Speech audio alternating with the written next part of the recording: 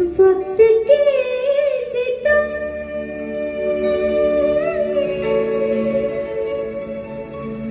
कम हंसी नहीं,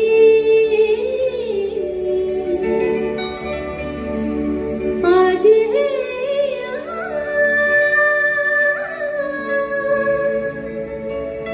कल कहीं नहीं। वक्त से परे अगर फिर मिले कहीं, मेरी आवाज़ें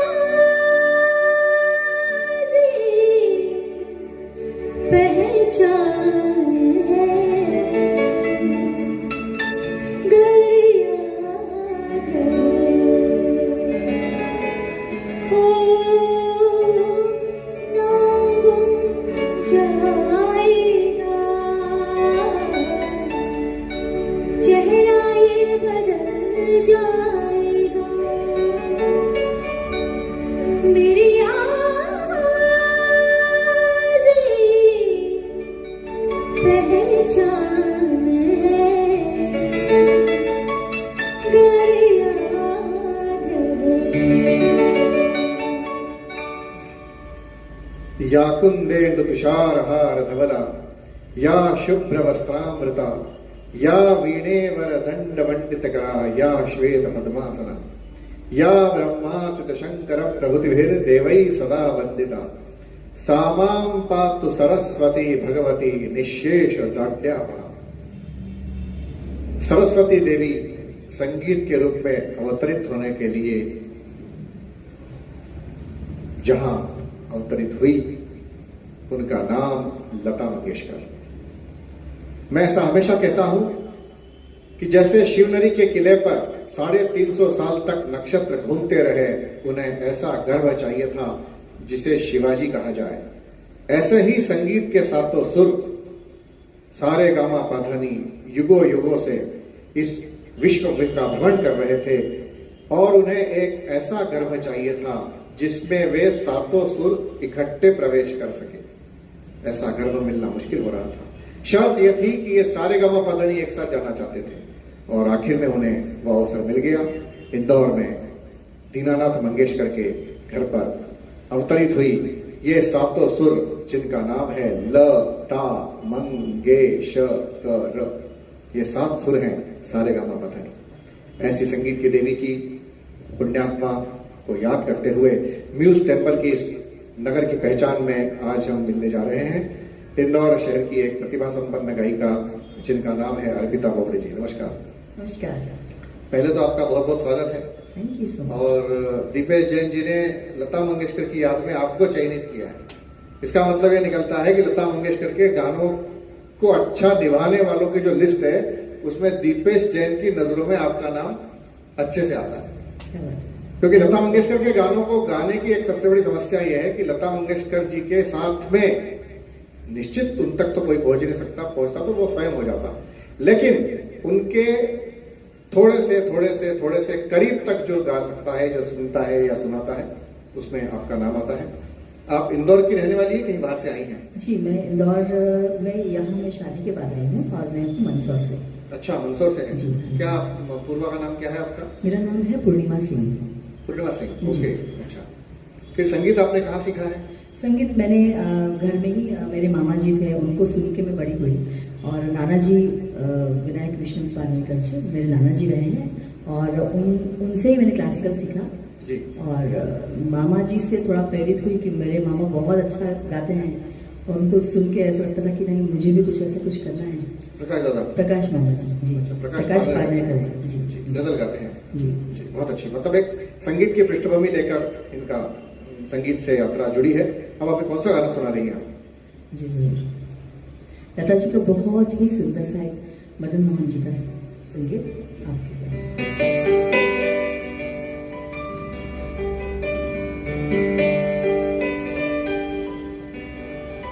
प्यार तुम्हारा देखा,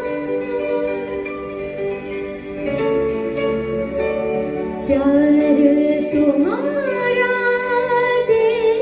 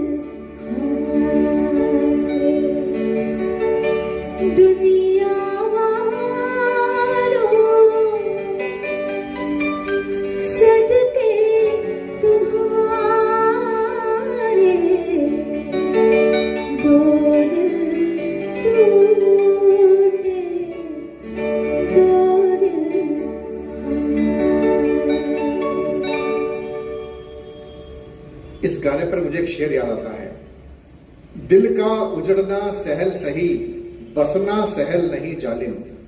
दिल का उजड़ना सहल सही, बसना सहल नहीं जालिम।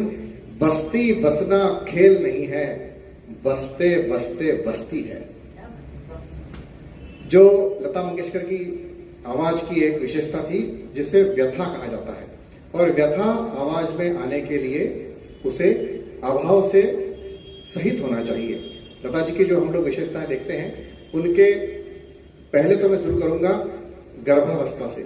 जब भी वे गर्भ में रही होंगी, तो जैसे हमारे यहाँ शास्त्र कहता है अभिमन्यु ने श्री कृष्ण से सारा विद्या ज्ञान सीख लिया था, ऐसा ही लता मंगेशकर को उनके पिताजी स्वर्गीय दीनानाथ मंगेशकर की ताने, जिसे हमारे यहाँ शास्त्र में षडश संक्रमण कहा जाता है, अर्थात सा को सा मानकर, रे को सा मानकर, ग को सा मानकर जो तानों के पैटर्न होते हैं, ये लता जी ने रियाज में अपने बाबा के सुने होंगे और उन्हें शास्त्रीय संगीत की पीठिका पहले से ही तैयार थी। तो अब हम आगे चलते हैं। तो अर्पिता जी, आपका मंदसौर में शिक्षण वगैरह सब हुआ? हाँ जी। अच्छा, शिक्षण क्या लिया आपने? मैंने 12th वहाँ से किया और फिर मैं कॉलेज के लिए यहाँ पर आई। ठीक है। और फिर यहीं से मैंने अपनी संगीत की शुरुआत की। अच्छा जी। एकेडमिक एजुकेशन क्या लिया आपने? मैंने बीए किया। बीए किया। जी। उसमें संगीत था आपका? हाँ, संगीत। Classical dance and music. अच्छा, vocal and music, dance dance भी था। ओके। क्लासिकल। अच्छा। कथक। इंदौर में आपको सबसे पहले तो कैसा क्या माहौल लगा संगीत के बारे में? बहुत ही अच्छा माहौल है यहाँ का। जी। और यहाँ जो जिस तरह के शोज होते हैं, वो एक प्लेटफॉर्म बहुत अच्छा है आगे आने वाले बच्चों के लिए और सभी लोगों के लिए। जी जी। घर पर कौन कौन है आपके, मतलब मायके में कौन कौन था? मायके में मेरी मम्मा, जी, डैडी और हम 3 भाई बहन हैं। अच्छा। बड़े भाई वो भी बहुत अच्छा गाते हैं, वो गजल सिंगर है, पंकज सिंह उनका नाम है। अच्छा। जी। और मैं, उसके बाद मेरे बाद भी मेरी छोटी सिस्टर है, वो पल्लवी सिंह, वो भी बहुत अच्छा गाती है। अच्छा। तो हम लोग सभी ओके। संगीत सफर में हैं अभी। संगीत के सफर में। जी। हाँ जी। मतलब संगीत शब्द के सही अर्थों में व्याख्या कर रहे हैं, संग गीत है इनके, मतलब संगीत जो है इनके संग में चल रहा है।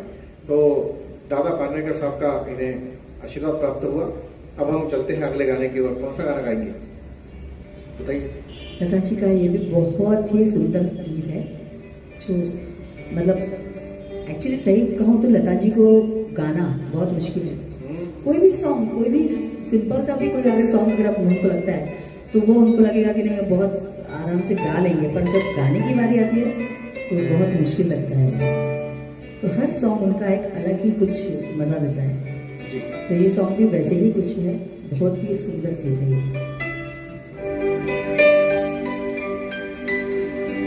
कुछ धड़कनों का जिक्र हो, कुछ दिल की बात हो, कुछ धड़कनों का जिक्र हो, कुछ दिल की बात हो। मुमकिन है इसके बाद न दिन हो न रात हो, मेरे लिए न अश्क बहा, मेरे लिए न अश्क बहा।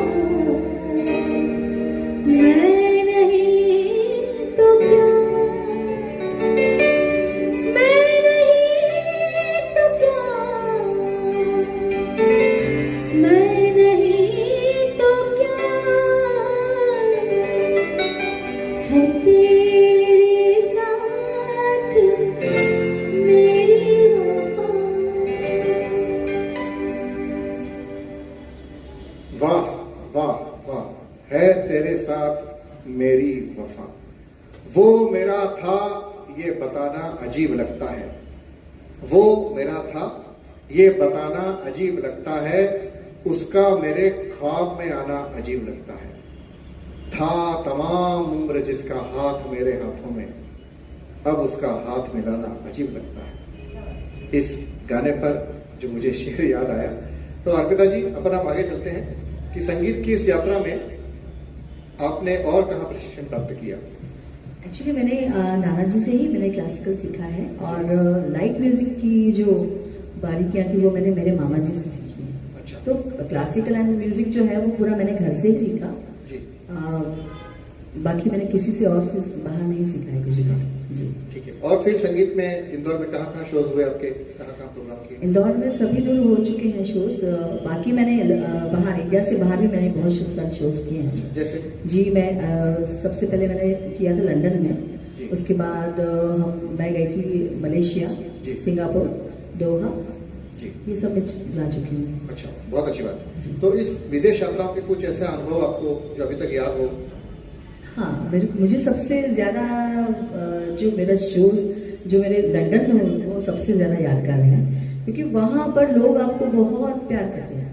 मतलब वो हिंदुस्तानी म्यूजिक को सुनते हैं और बहुत प्यार करते हैं उसे।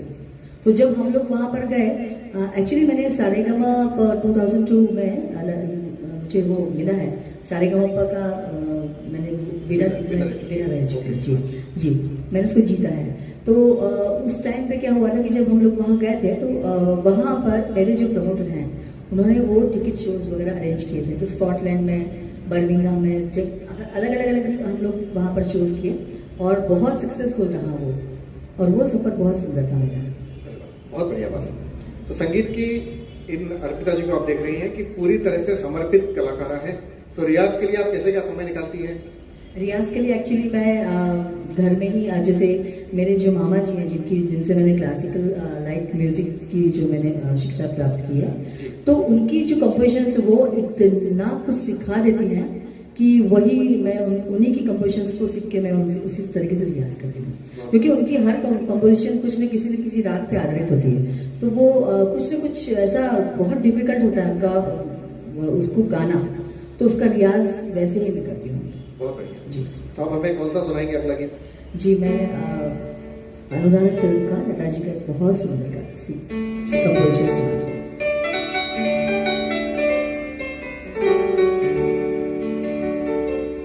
सुनी मेरी बिना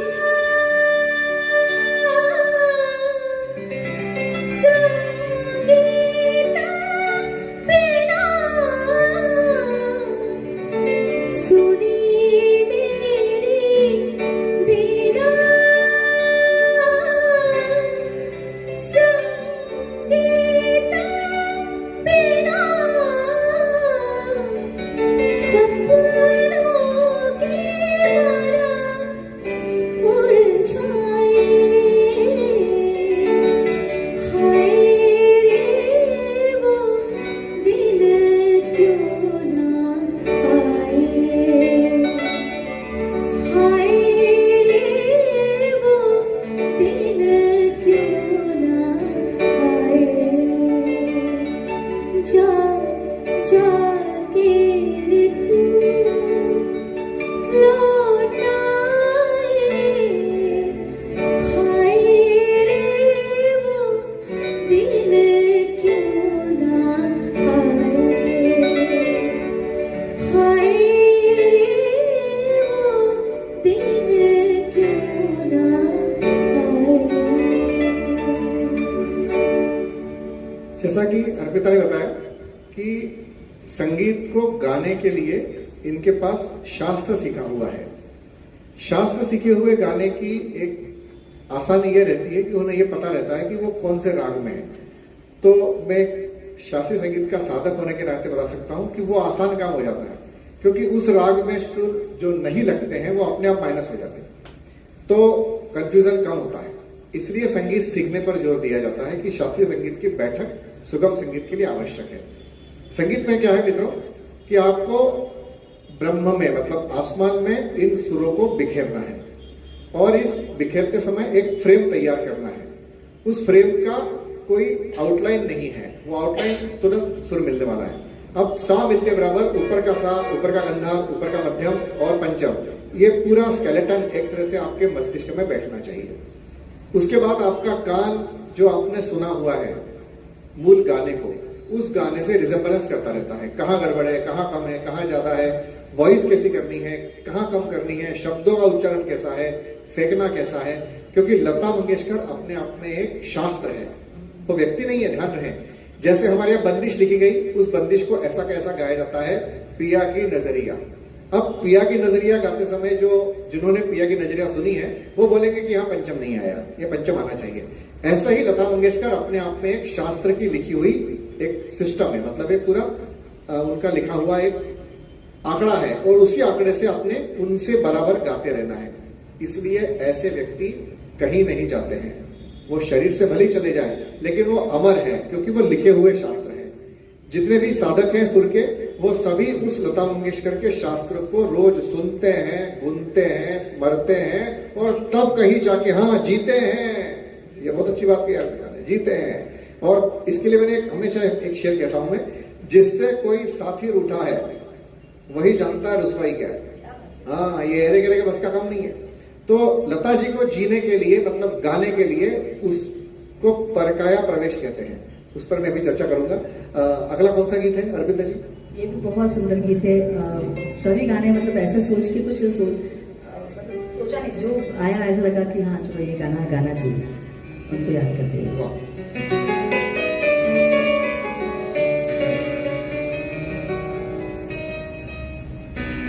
तुम भये मोती प्रभु, हम भये धागा। तुम भये मोती प्रभु, हम भये धागा। तुम भये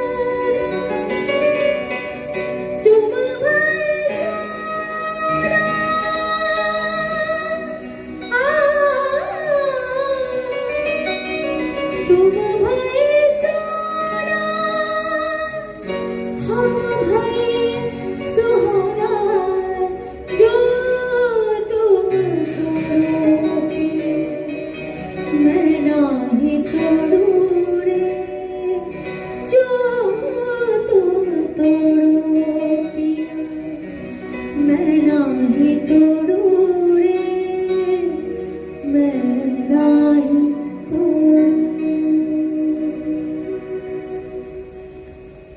ये जो भजन था ये संत मीराबाई का था।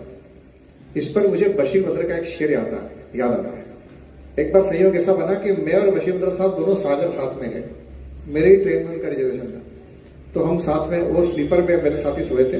सुबह सुबह उठते बराबर उनने जो पंक्तियां लिखी वो उनने मुझे दिखाई, बशीर बद्र साहब ने। उसी क्लास में हूं जिसमें मीर और मीरा है, उसी क्लास में हूं जिसमें मीर और मीरा है। न कभी फेल हुआ हूं मैं और न कभी पास हुआ हूं। ये बशीर बद्र साहब का शेर इस मीरा के वजह से मुझे याद आया।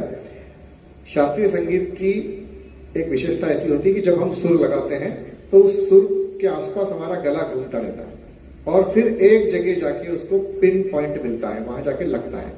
लेकिन लाइट म्यूजिक में इतना समय नहीं होता है। लाइट म्यूजिक में पहले से पिन पॉइंट की पूरी तैयारी करनी पड़ती है। मतलब वहां पर तलवार घिसने के लिए समय नहीं है, डायरेक्ट आक्रमण करना। उसमें ऐसा नहीं है कि आप गंधार के आलाप कर ले, मध्यम के कर ले। उसमें होते हैं ख्याल, विचार, वो किसी दूसरे के जैसे नहीं होना चाहिए, इसलिए वो होते हैं कलाकार। लेकिन यहाँ होते हैं नकलाकार। यहाँ पे कलाकार नहीं है, यहाँ पे आपको अपने मन से कुछ भी नहीं गाना है, क्योंकि आप क्या गा रहे हैं लोग नहीं सुनेंगे, क्या नहीं गाया है वो लोग सुनेंगे। और उसमें से लता मंगेशकर जी के इतनी कालजयी रचनाएं हो गई हैं कि लोग उनको सुनते समय आंखें बंद करके बस वो ये देखते हैं कि वहां से वो जैसे झरना बह रहा है तो वो वहां टकरा रहा है कि नहीं जहां टकराना चाहिए। तो बहुत ही, पर मैं आपको एक और बता दूं अंदर की, बिल्कुल मुझे शायद बताना नहीं चाहिए।